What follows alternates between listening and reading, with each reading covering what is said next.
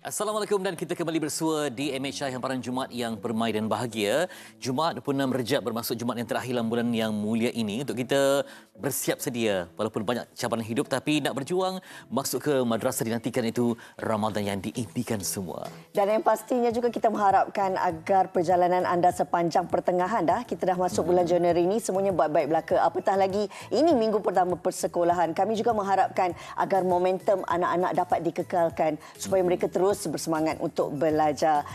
Di hari Jumaat yang penuh barakah ini banyakkan beristighfar, berdoa, berselawat untuk sama-sama kita memberikan sedikitlah rasa kerohanian dalam diri ini bagi menguatkan emosi kita, keimanan kita. Ya macam tazkirah ni Wah. Alah, ambil aura awak sikit. Kan hijau hari ni pucuk pisang kan ataupun ada lain warna dia? Macam pucuk pisang lah kan. Sebab kita tengok tahun ini mungkinlah kita lihat ramai yang nak tampil seronok di raya kan walaupun jauh lagi. Betul. Tapi warna pun menguji iman juga. Warna biru pun ada pelbagai kebiruannya. Hijau pun limpah hijau. Ada hijau daun pisang, hijau zaitun, hijau zamrud. Jadi memang kita sentiasa hidup ini diuji dengan pilihan. Ya. Tinggal nak beli yang terbaik untuk kehidupan memerlukan juga kepada ilmu. Apa sekalipun ilmu tetap kita julang tinggi. Baik, hari ini kita juga sanjung tinggi kepada perjuangan lah. Perjuangan individu yang lakukan apa saja demi insan yang tercinta. Ini kita nak bawakan kisah inspirasi pagi ini berkenaan dengan pengorbanan seorang ibu di mana sanggup untuk mendermakan hatinya kepada puteri bongsunya yang baru saja menginjak usia 7 bulan. Kita nak berada secara dalam talian bersama dengan pasangan suami isteri Puan Kamali Mastura Zulkarnain dan juga Cik Wan Muhammad Ashraf Wan Jalil bersama dengan puteri mereka Wan Ilara Adrina Wan Muhammad Ashraf yang sebenarnya telah pun didiagnos sebagai seorang pesakit biliary atresia sejak berusia sebulan. Assalamualaikum, selamat pagi. Selamat pagi. Baik, hari ini jaga pagi ya. Kita panggil Ilara. Memang okey, baik, ada ke anak bongsu daripada berapa beradik? Daripada dua dia anak abang dia yang pertama. Okey, baik. Sebagai ibu bapa yang muda, kemudian itu dia anak masih kecil-kecil kan.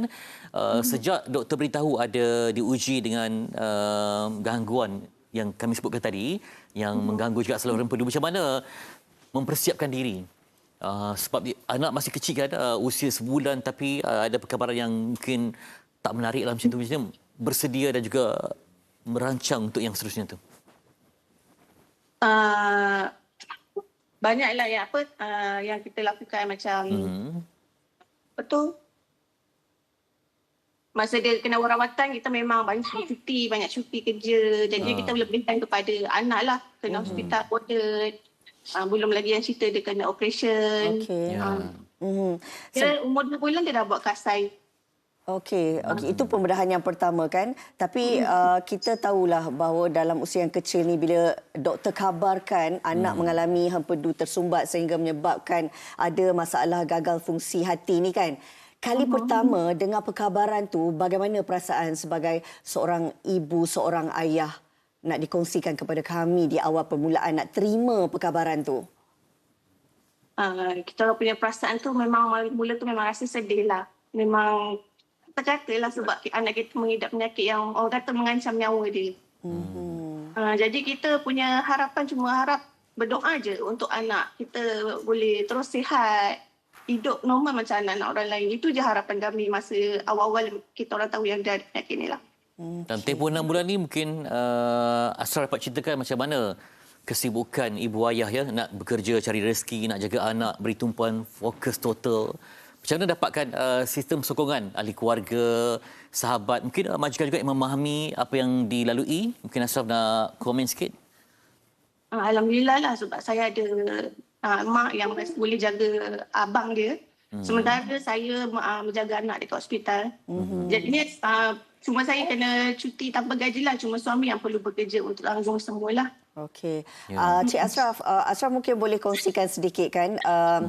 Bila isteri ambil keputusan untuk dermakan hati buat anak tercinta sebagai seorang suami dan sebagai seorang ayah ni, pastinya risau, ada kebimbangan untuk isteri. Tapi nak lihat juga dalam masa yang sama senyuman anak ini, kesihatan dia. Macam mana mula-mula terima dan bersetuju untuk isteri melakukan pembedahan ini untuk Mungkin mendermakan ada hati? sesi kaunseling, perbincangan mendalam. Mungkin dapat Ashraf kongsikan dengan kami.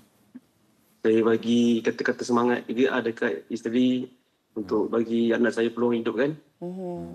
Bagikan semangat lah, selalu bagi semangat dekat dia. Ada kumpulan sokongan ke macam yang pernah alami ke datang berjumpa berbincang yang doktor rekomenkan ataupun macam-macam lah yang berlaku untuk kita pastikan okey ini memang keputusan yang terbaik demi survival Lara.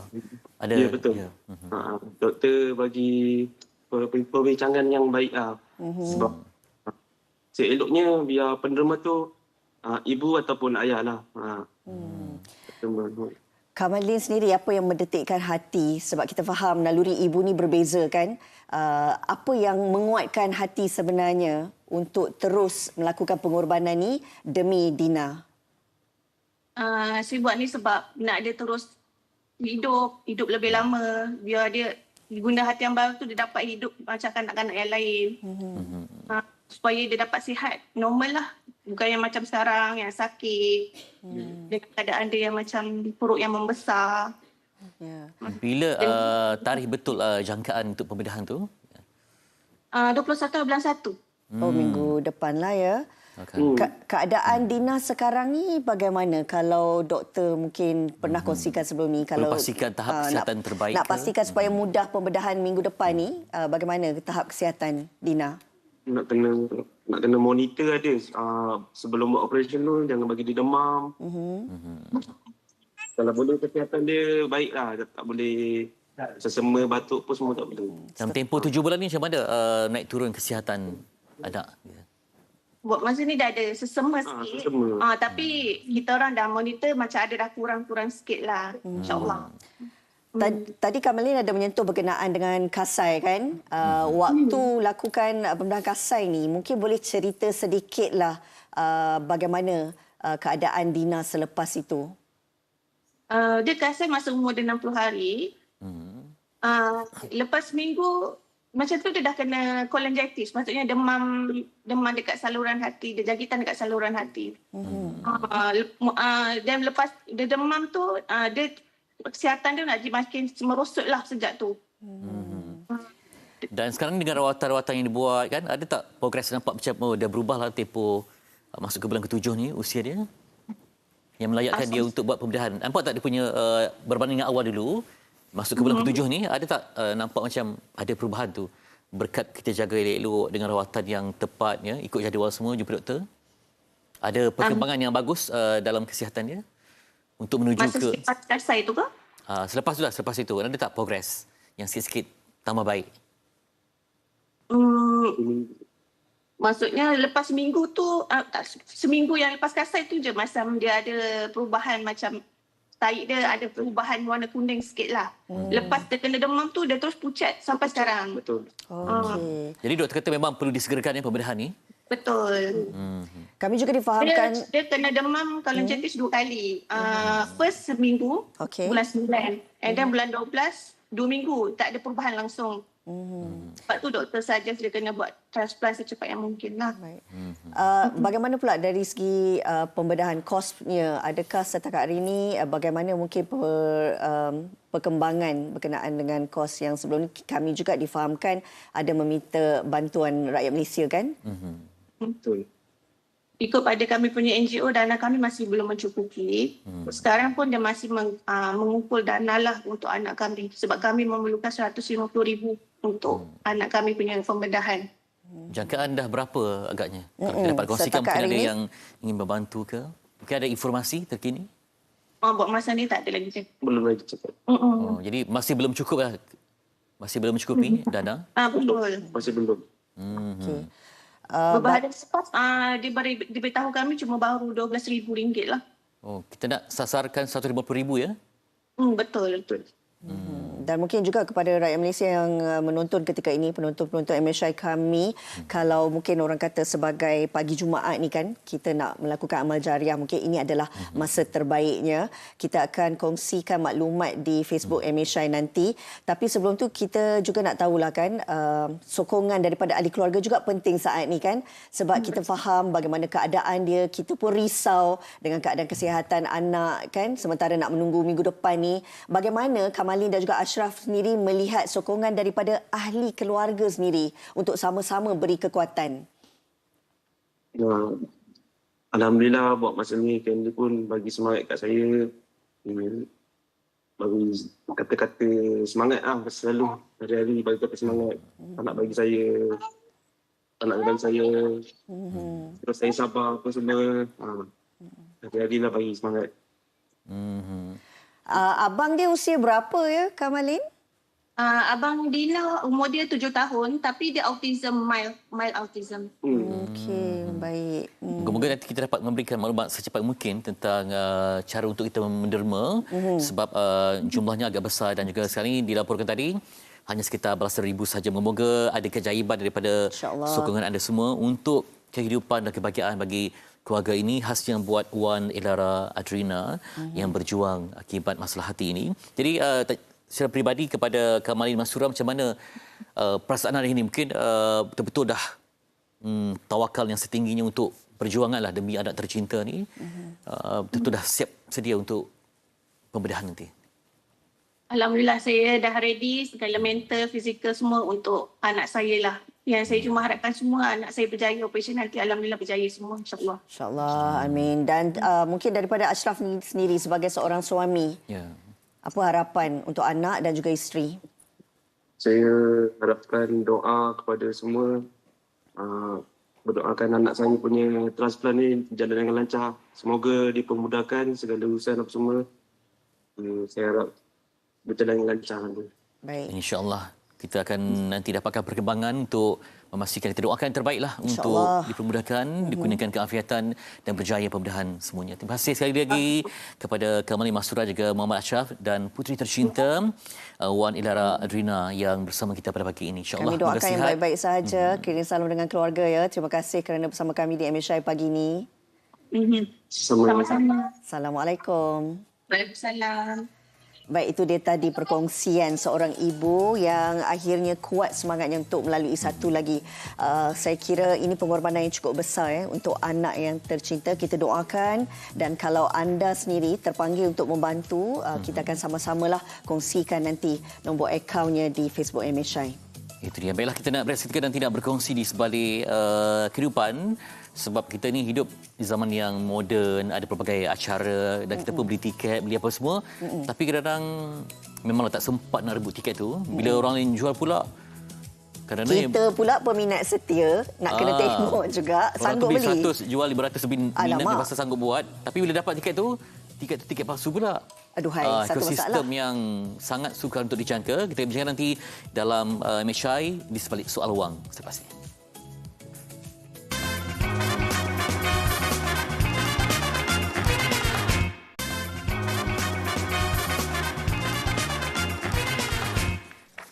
Baiklah, sebuah naskah yang wajib ditonton, The Voice of Hind Rajab. Arahan Kauthar bin Haniaki dipaugam dan juga dalam senarai anugerah Oscar 2026. Menampilkan Brad Pitt dan juga Joaquin Phoenix sebagai penerbit eksekutif. Filem ini adalah antara suara kebenaran yang perlu kita dengari. Dan dapatkan tiket anda di paugam berkata hari ini. Saksikan iklan ataupun trailer ini. ايش يا هنود؟ يلا يلا هيني أنا معاكي على الخط عبال ما تشوفي حدا من الهلال لعندك، أوكي؟ رح ننقذك يا قلبي. تخيلي حالك عم بتشمي بوردة. تخيلي بحر غزة ورمل غزة. The Voice of Hind Rajab telah mencatat kejayaan luar biasa di Eropah. Bagaimana dengan Malaysia? Malaysia kini kita berada di tangga keempat dengan jumlah tontonan 21,000. Jadilah sebahagian daripada hashtag Gerakan Suara Malaysia kerana RM1 daripada setiap pembelian tiket akan disalurkan terus ke tabung kemanusiaan Palestin Media Prima. Ini juga tanggungjawab kita. Ini juga sebagai satu tanda solidariti kita terhadap bumi Palestin. Saya dah tonton kali ketiga. Masih tak puas sebab itulah macam penghayatan tu macam betul-betul berada di lokasi kan. Rina, sahabat saya antara yang betul-betul tak terhad emosi kan. Tak mampu nak bendung. Kan? okey. Sama seperti kawan saya ini juga. Kali pertama melihat eksakan tangisan yang begitu kuat. Tapi saya percaya siapa yang menontonnya akan terasa dan kita akan mempersoalkan tentang diri kita. Sebenarnya apa yang kita dah buat selama ini? Cukupkah setiap pengorbanan ataupun tanggungjawab kita terhadap saudara kita di bumi Gaza? Jadi, baik, hari selamat Jumaat menonton. ni kita nak berbincang tentang ilmu lah soal wang. Penjualan semula tiket dengan harga melambung. Memanglah semua orang better tiket kan. Dapat katakan harga 500. Ada yang jual biar betul kan. Dia macam mana tu sebab kita punyalah tunggu tapi tak dapat untuk perjuangan tu, tapi orang yang dapat ni dia jadikan dia sebagai satu bisnes lain dan lebih malang lagi ada pula yang tertipu. Macam mana kita nak pastikan kita di landasan yang tepat dan benar tanpa kerugian.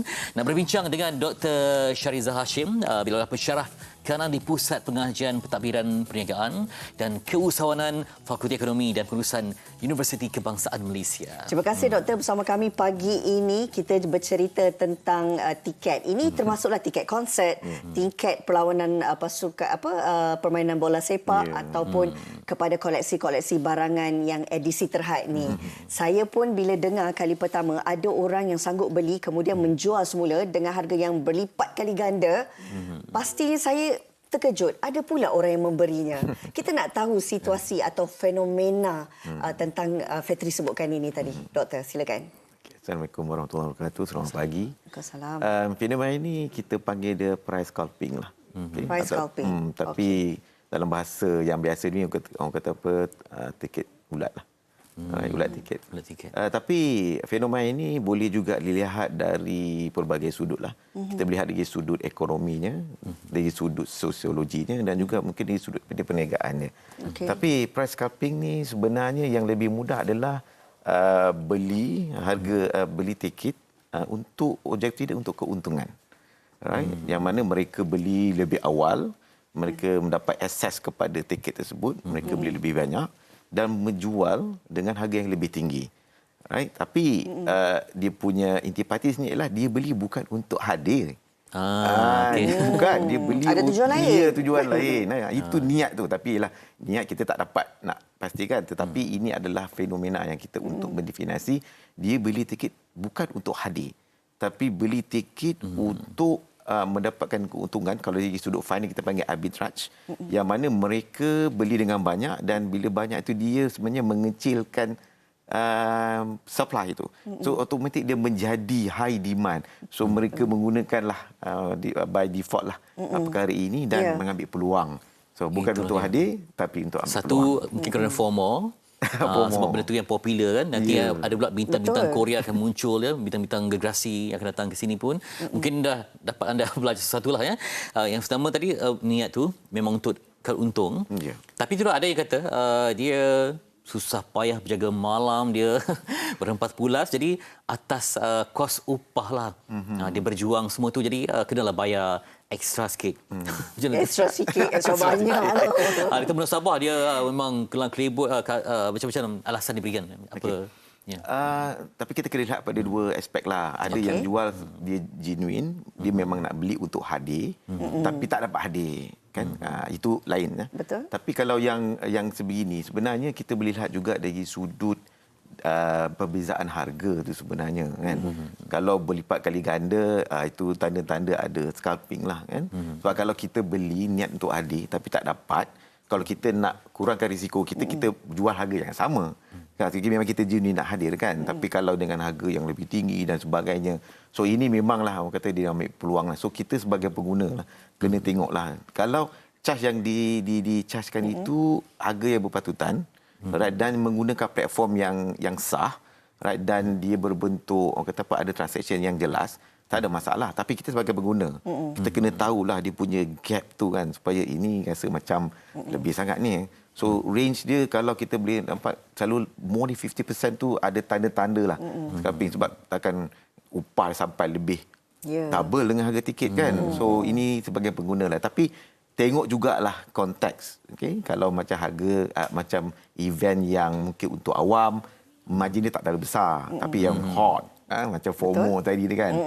So mereka ni sebenarnya mengambil peluang daripada trend-trend begini. So kita sebagai pengguna kena berhati-hati. Kalau individu tu okey terfaham, tapi yang sindiket ni merisaukan ya.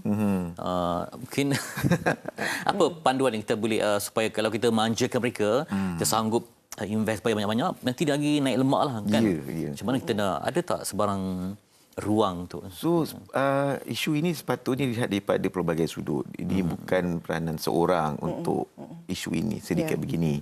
Dia yang pengusaha, pengacara pun kena mengambil tanggungjawab dengan melaksanakan sistem penjualan, penetapan harga yang lebih dinamik dan sebagainya.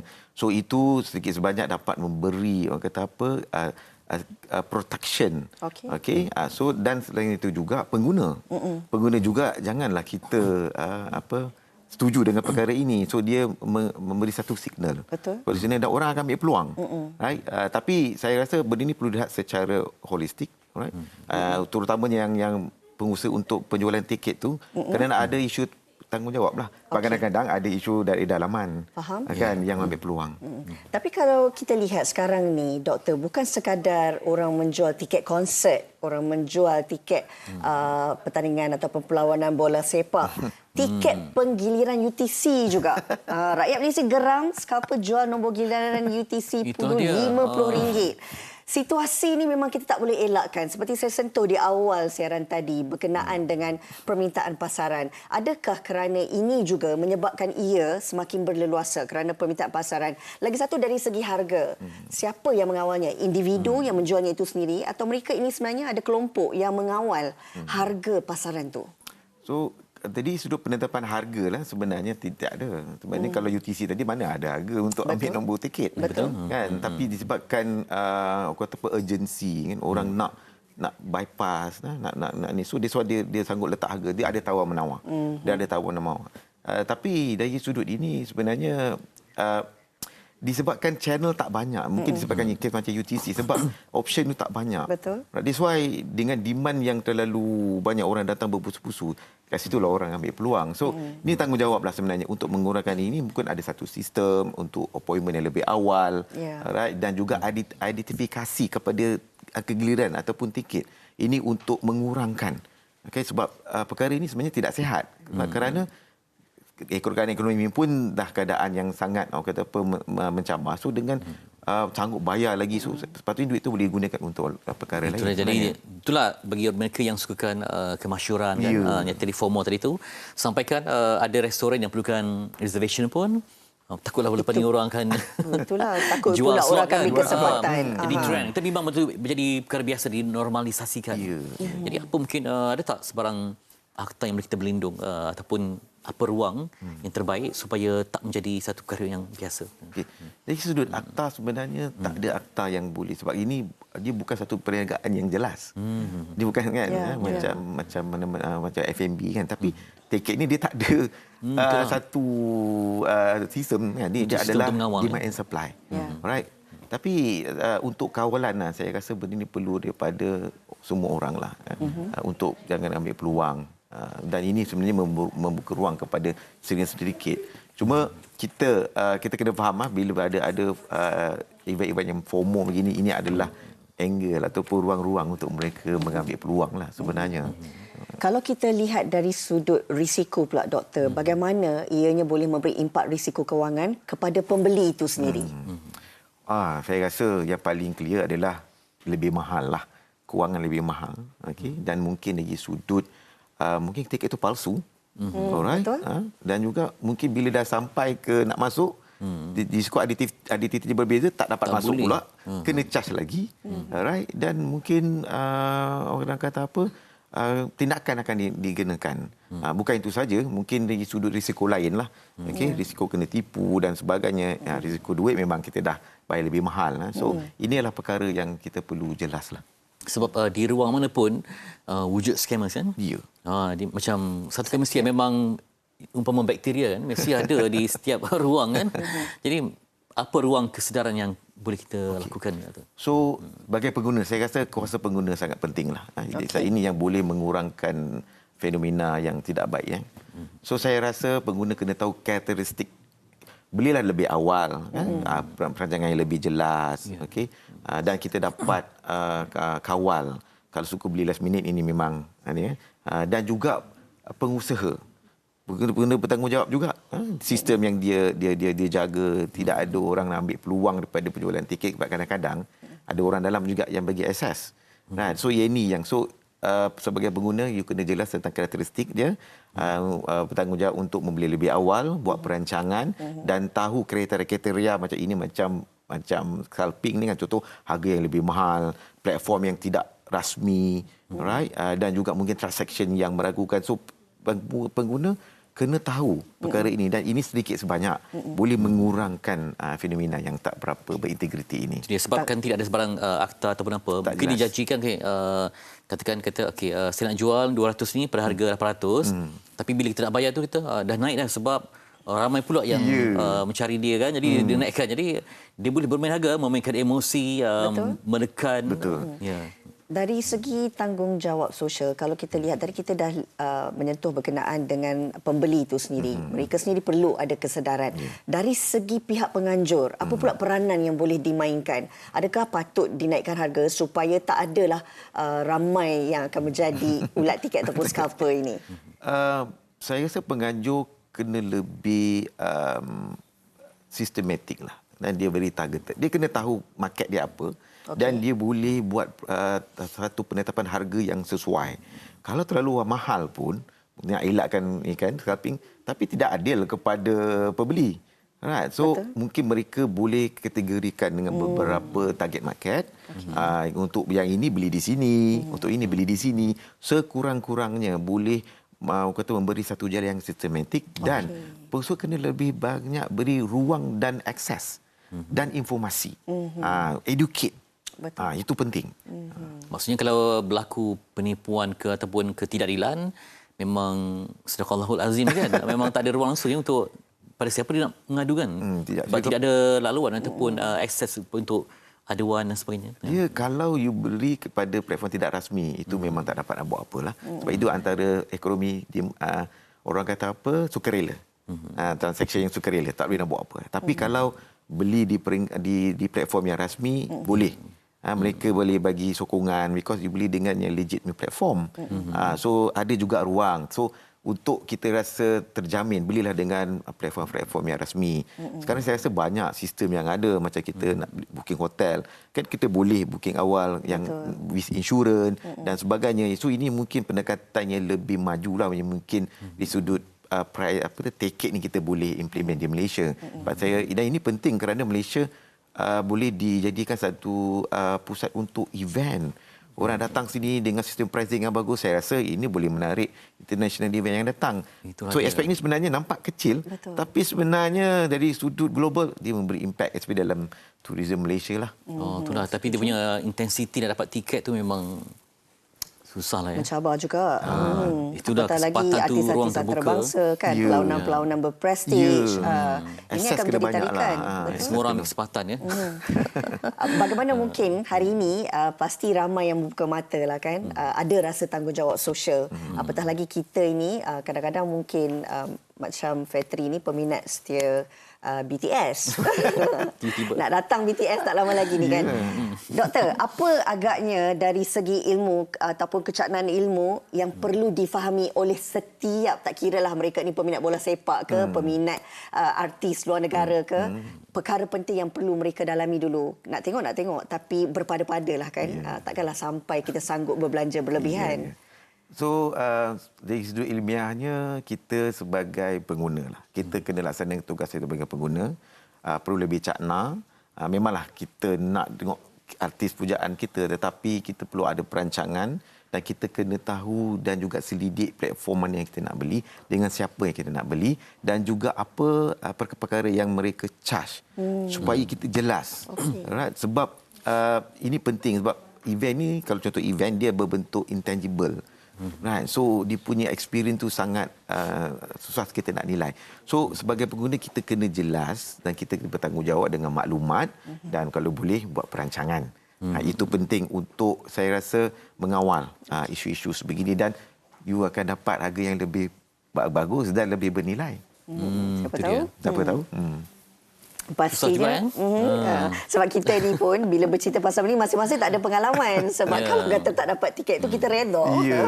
Sebab ada yang memang kita tahu di luar sana, penonton-penonton kita ni ada dalam kalangan anda yang sememangnya kalau tak dapat akan usahakan juga walaupun nilainya sedikit tinggi. Sebab mungkin itulah siapa ni tahu memang akan ada yang sanggup membayar. Itu yang mereka tu berani untuk naik share dan memperdayakan orang ni pula. Terima kasih kepada Dr. Shariza Hashim berkongsi fikrah dan juga panduan kepada kita semua. Beliau sebagai pensyarah kanan Pusat Pengajian Pentadbiran Perniagaan dan Keusahawanan Fakulti Ekonomi dan Pengurusan UKM untuk ilmu kita pada hari ini. Kita nak berehat seketika, kembali lagi bersama kami di MSI selepas ini. Terima kasih Doktor.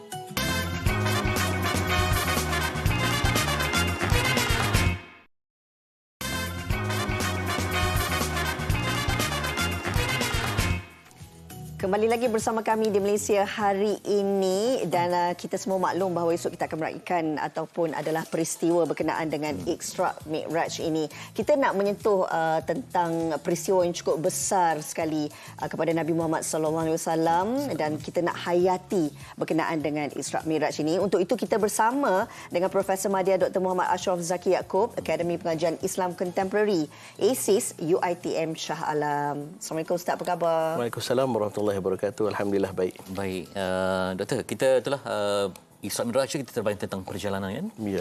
Sebab benda ni berlaku setahun sekali kan. Jadi ramai dah lupa macam apa benda kan. Jadi sebagai mukadimah ni kita nak faham dulu apa intipati asas dalam Isra Mi'raj untuk kita fahami dalam terjemahkan dalam kehidupan seharian sebagai mukadimah. Okey, bismillah walhamdulillah. Assalamualaikum warahmatullahi taala wabarakatuh. Alhamdulillah rabbil alamin wassalatu wassalamu ala asyrafil anbiya wal mursalin wa ala alihi wa sahbihi ajma'in. Secara mudahnya untuk kita faham, Isra dan Mi'raj ini adalah satu perjalanan agung yang dikurniakan kepada baginda Nabi SAW yang kalau kita lihat dari sudut kronologi kenapa dikurniakan perjalanan agung ini adalah bersempena dengan tahun-tahun duka cita yang dialami oleh baginda Nabi SAW. So bila kalau kita lihat dari sudut sirahnya baginda Nabi, kita tahu sebab Isra Mi'raj ini sebelum baginda berhijrah. Jadi tempoh itu adalah tempoh ketika mana baginda berada di Mekah dan baginda mendapat tentangan kuat daripada kaum Quraisy. Kemudian bila mendapat tentangan, baginda cuba satu lokasi baru untuk dakwah iaitu di Taif.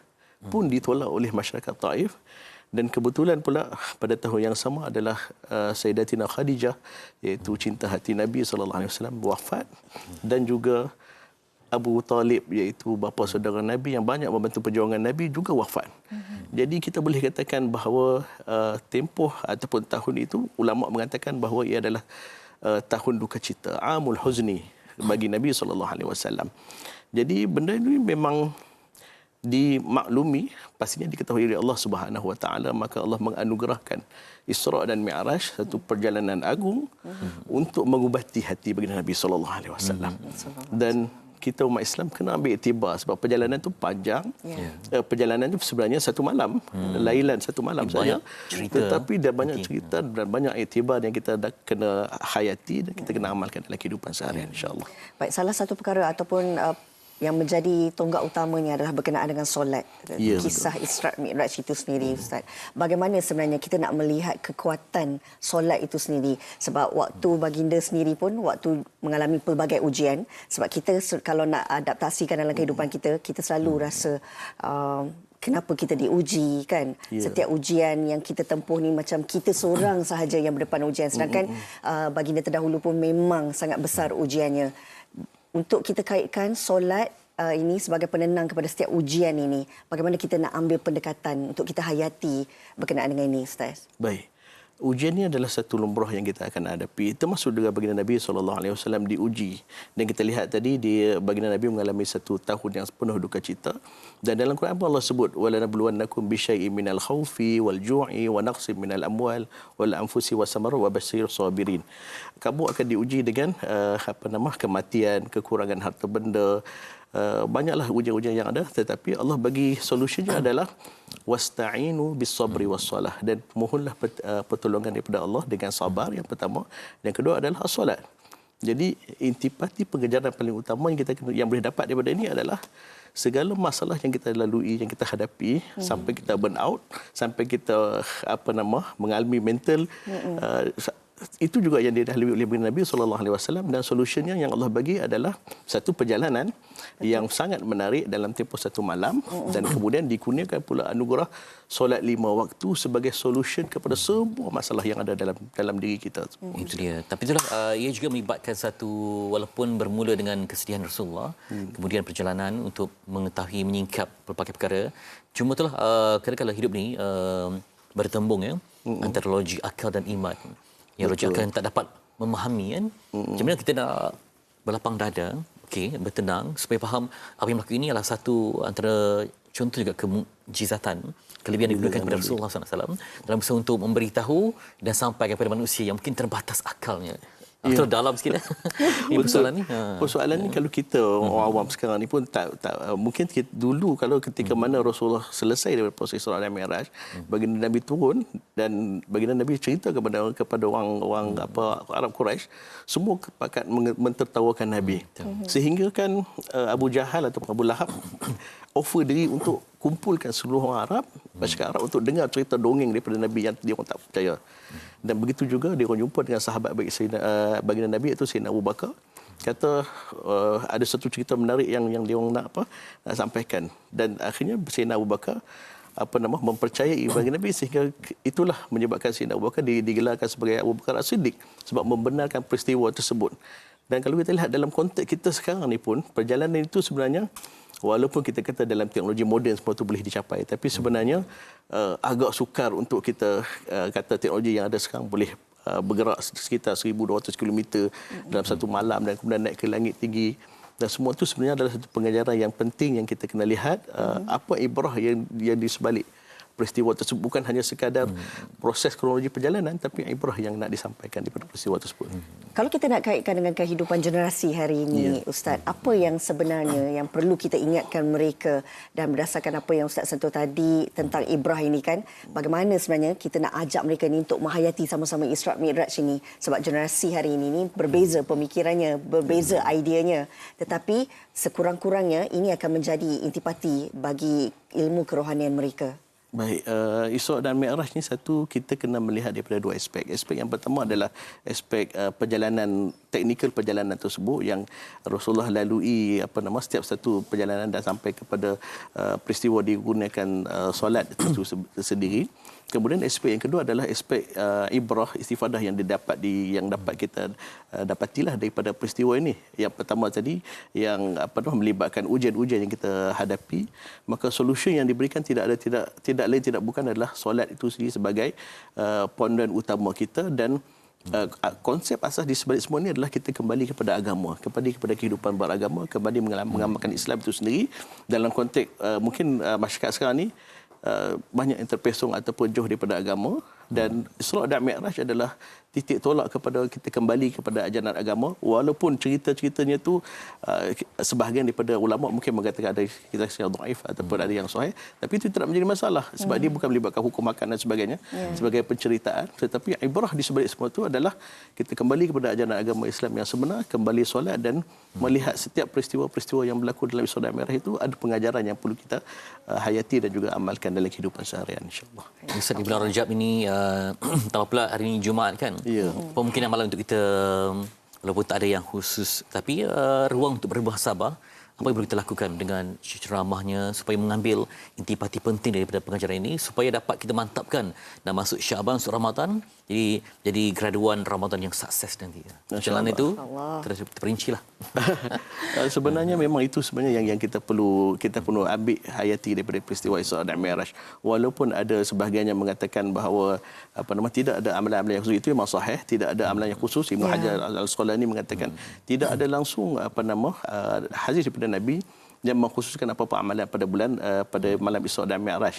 Tapi tidak menjadi masalah sebab ia adalah satu bulan daripada bulan-bulan Islam dan peristiwa itu adalah salah satu daripada peristiwa kebesaran Islam.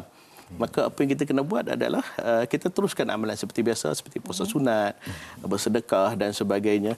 Termasuk juga amalan yang biasa dalam tradisi masyarakat kita, ada yang baca Yasin, ada yang kebanyakan buat ceramah-ceramah Isra Mi'raj untuk refresh balik, mengingati kita tentang peristiwa-peristiwa tersebut. Itu adalah amalan-amalan yang baik yang perlu diteruskan walaupun tidak ada dalil khusus tentang apa-apa amalan pada malam Isra dan Mi'raj, tetapi amalan-amalan sunat yang telah disarankan oleh baginda Nabi SAW perlu diteruskan seperti biasa, seperti yang saudara Fedi sebutkan tadi, persiapan menuju Ramadan. Itu yang paling penting sebab kurang daripada sebulan lebih macam tu saja kita nak melangkah kepada Ramadan. Isra Mi'raj adalah turning point untuk kita melangkah dengan lebih bersedia di bulan Ramadan nanti, insya-Allah.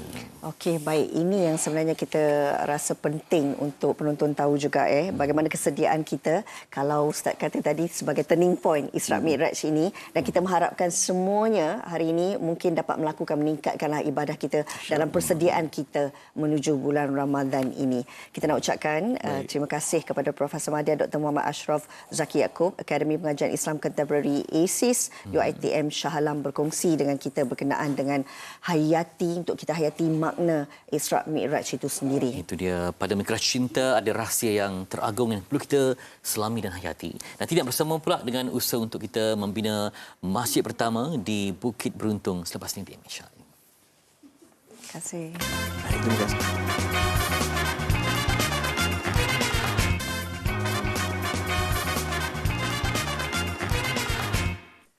Kembali di hari Jumaat untuk kita berjuang dalam membina masjid pertama di Bukit Beruntung di Rawang, Selangor. Wakaf dan infak untuk sebuah amalan yang mulia. Kita nak bersama dengan Ustaz Megat Muhammad Zahid bin Megat Azmuddin. Beliau adalah jurucakap bagi pembinaan masjid pertama di Bukit Beruntung. Assalamualaikum. Waalaikumsalam warahmatullahi wabarakatuh. Dia lama berjuang Ya, betul. Untuk sebuah masjid di kawasan Bukit Beruntung ni. Bagaimana progresnya? Kalau ada yang bertanya yang pernah menyumbang mungkin nak tahu perkembangannya, silakan Ustaz. Okey, baik. Bismillahirrahmanirrahim. Alhamdulillah wassalatu wassalamu ala Rasulillah wa ala alihi sahbihi man walah. Dan Abang Fitri dan juga seluruh penonton MSI TV3 pada hari ini. Alhamdulillah, dengan berkat sumbangan daripada masyarakat, para penonton, sekian lama lah orang bertanya kan bila nak terbina masjid ni. Oleh kerana kita punya masjid kadarnya ialah 16 juta ringgit Malaysia.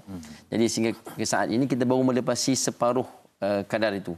Kita dah mengumpulkan 9 juta dan dalam proses untuk mendapatkan kebenaran bagi memulakan kerja-kerja binaan daripada pihak JAIS. Jadi di situ adalah teknikal punya bahagian dan dengan harapannya dalam tempoh yang terdekat sama ada hingga hujung tahun ini ataupun mungkin hingga ke Ramadan tahun depan dapat melengkapkan jumlah 16 juta itu. Kalau tidak kita terpaksa tingkatkan lagi dia punya kos untuk binaan itu. Itu dia. Apakah pentingnya kita memiliki sebuah masjid di kawasan Bukit Beruntung ni? Sebab mungkin komuniti yang mungkin bertambah, keperluan umat Islam di sini. Sebab masjid ini bukan hanya tempat untuk kita ibadah tapi juga untuk pelbagai aktiviti untuk kesatuan tu. Ya. Betul. Kami di Bukit Beruntung, pembinaan di Bukit Beruntung ni dah sekian lama, sejak tahun 1993 lagi. Bayangkan dah lebih daripada 20 tahun masih belum ada satu masjid. Jadi bagaimana umat Islam beribadah? Kami ada surau-surau diri Jumaat kan. Ada di sana ada 11 surau, 6 daripadanya dapat keizinan untuk didirikan solat Jumaat. Dan jumlah penduduk di Bukit Beruntung ni hampir mencecah 60,000. Tapi kami belum ada satu masjid. Ada sekolah 2, sekolah menengah ada 2, sekolah rendah ada 2, tapi masjid belum ada. Jadi menggunakan surau-surau yang ada. Jadi bayangkanlah jumlah yang ramai, surau yang terhad. Apabila Ramadan, solat Jumaat memang kita berhadapan dengan cabaran kerana cuaca hujan, panas dan sebagainya itu menyebabkan kita bersungguh-sungguh lagi untuk membina masjid ini. Dan masjid kita kenapa kosnya 16 juta? Kerana kita nak buat masjid yang boleh menampung jumlah yang sesuai dengan kapasiti penduduk. Anggarannya dalam satu masa kita boleh menempatkan 3,500 jemaah solat pada satu waktu. Jadi masjid ni insya-Allah akan jadi satu mercu tanda di Bukit Beruntung. Ya, kalau orang lalu tepi highway itu dah boleh nampak dah dia punya masjidnya tu, insya-Allah. Itu dia, kita mengharapkanlah terbina masjid ini. Mungkin Ustaz dapat kongsikan apakah kebaikan pahala kita mendirikan masjid, mendirikan rumah Allah dalam kehidupan kita ini sebagai bekalan di akhirat nanti. Allahumma salli ala sayyidina Muhammad. Saranan Nabi SAW dan juga saranan daripada agama untuk membina rumah Allah ini sangat besar. Kerana dijanjikan walaupun sekecil-kecil perkara kita buat demi untuk membina rumah Allah dibayar dengan ganjaran yang mahligai di dalam syurga. Cuma satu perkara yang saya nak tarik perhatian semua orang untuk kita sedar tentang nilai pahala. Setiap sesuatu tu ada nilai dan kadarnya. Kalau besi kita akan timbang dengan tan. Kalau contohnya bijiran kita akan timbang dengan kilogram. Sekiranya emas kita akan timbang dia dengan gram, ya. Tetapi kalau batu berlian permata kita akan timbang dia dengan karat, kan? Semakin kecil itu menunjukkan semakin mahal. Baik. Kebaikan dalam Al-Quran menyebutkan faman ya'mal mithqala dzarratin khairan yarah. Siapa yang beramal kebaikan walaupun sebesar zarrah, sebesar atom, mana paling kecil timbangan itu, Allah tetap akan membalas. Di sini kita nak melihat apa? Tidak ada sesuatu yang lebih mahal daripada pahala. Ya, jadi kalau seseorang itu menyumbang hartanya pada jalan Allah SWT, pasti dan pasti Allah Taala akan bayar kepadanya di hari akhirat esok dengan bayaran yang berlipat kali ganda. Saya nak mengajak kepada tuan-tuan semua, selain daripada kita membina masjid ini yang akan jadi wakaf tempat orang beribadah, insya-Allah selama mana ianya dimanfaatkan, satu perkara lagi ialah apa? Kita di hari akhirat memerlukan kepada bekalan yang sangat banyak kerana akan menempuh perjalanan yang tidak ada penghujung. Akhirat esok tak ada penghujung. Jadi kalau bekal kita sedikit, bagaimana kita nak menempuh hari yang panjang itu? Kerana itu inilah peluang. Kerana Nabi menyebutkan 3 perkara yang tidak akan putus daripada kita bila dah meninggal dunia. Salah satunya sedekah jariah, betah lagi digunakan untuk membina rumah Allah Subhanahu wa taala. Mudah-mudahan Allah membuka hati para penonton pada saat ini untuk membantu kami menunaikan hajat kami penduduk Bukit Beruntung untuk merealisasikan impian. Hari Jumaat kan? Ya, betul. Pahala berganda. Bulan Rejab yang mulia dan juga mungkin nanti nak menuju ke Ramadan, memoga ada kesedaran ataupun ini juga mungkin menjadi hadiah buat arwah ibu bapa. Betul. Diniatkan juga. Saya sarankan begitu. Kita buat kebaikan, jangan lupa kepada orang yang berjasa kepada kita.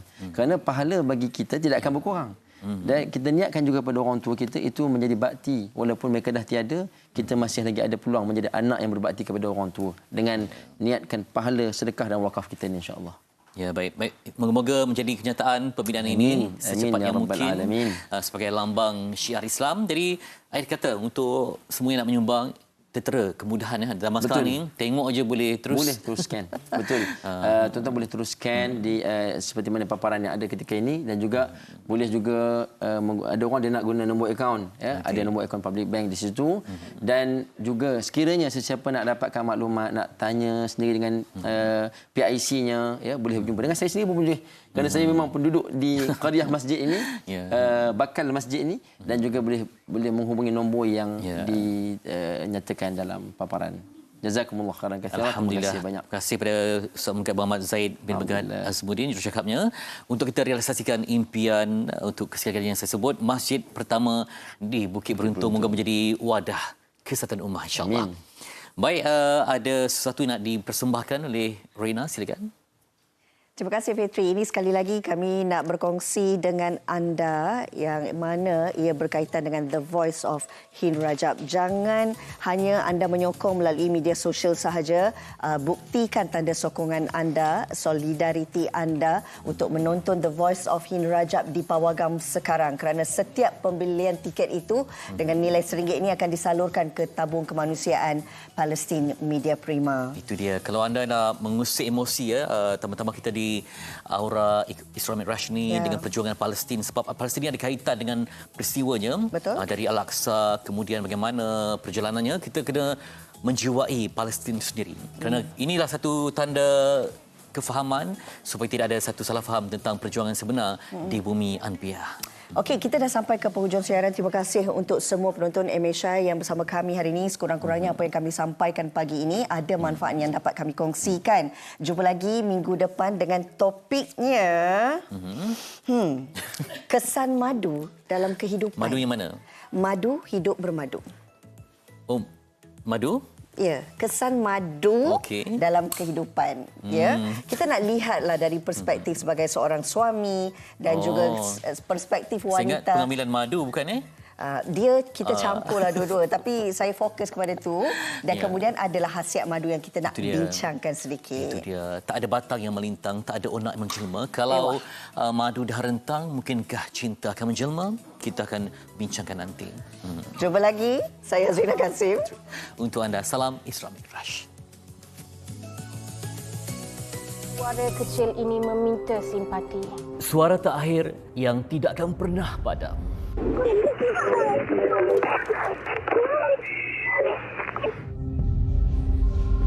Ini adalah kekejaman yang menghapuskan suara kecilnya. Ini adalah pertanyaan kepada dunia. Di manakah hati dan nurani? انت شو اسم العيلة؟ شو اسمك الكامل؟